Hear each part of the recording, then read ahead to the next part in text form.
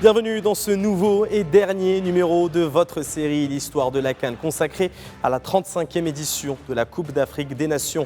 Après la fin de l'édition en Côte d'Ivoire, tous les regards se tournent aujourd'hui vers le Royaume du Maroc qui s'apprête à accueillir le grand événement continental pour la deuxième fois après l'édition 1988 de ce dimanche 21 décembre au 18 janvier 2026. Cet événement s'annonce historique à tous égards. Le Maroc n'accueille pas seulement le tournoi, il relève également les standards d'organisation sur le continent africain avec des infrastructures sportives et hôtelières de standing international.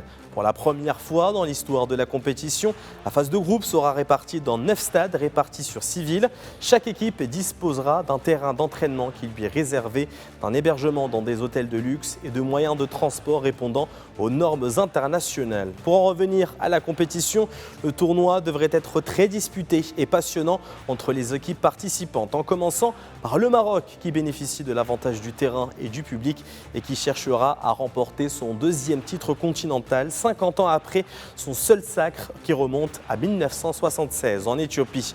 L'Égypte reste un candidat hors pair à chaque édition puisqu'elle détient le record du nombre de titres continentaux remportés avec 7 sacres finaux à son palmarès. À ses côtés, le tenant du titre, la Côte d'Ivoire, cherchera à défendre farouchement son titre après avoir remporté cette CAN lors de la dernière édition à domicile lors d'un exploit réalisé par les éléphants. De leur côté, les Lions du Sénégal ont un effectif de classe mondiale emmené par leur star saoudienne Sadio Mané qui tentera de rééditer le scénario de l'édition 2021 au Cameroun et d'ajouter à son palmarès un deuxième titre continental dans son histoire. Outre ces noms, la compétition continentale n'est pas sans surprise, comme en témoigne l'exploit réalisé par la Zambie, emmené à l'époque par le Français Hervé Renard lors de l'édition 2012, organisée conjointement par le Gabon et la Guinée équatoriale.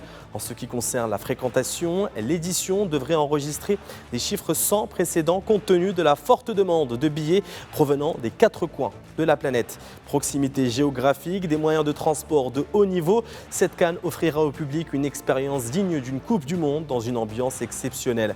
Des bus de grande qualité, des trains de grande vitesse qui relient Tanger, Rabat et Casablanca, des trains qui relient Marrakech et Fès, sans oublier les vols internes qui relient les villes hôtes des matchs de la CAN. Outre les normes internationales dont bénéficient tous ces stades, la logistique mise en place dans les stades pour les supporters leur permettra d'accéder facilement aux tribunes. Un grand nombre de bénévoles veillera à l'organisation des déplacements des supporters à l'intérieur et à l'extérieur du stade. Nous sommes arrivés à la fin de cette série, mais l'histoire de la CAN se poursuivra dans quelques jours pour découvrir les noms qui rejoindront le palmarès des champions d'Afrique à l'avenir. À bientôt.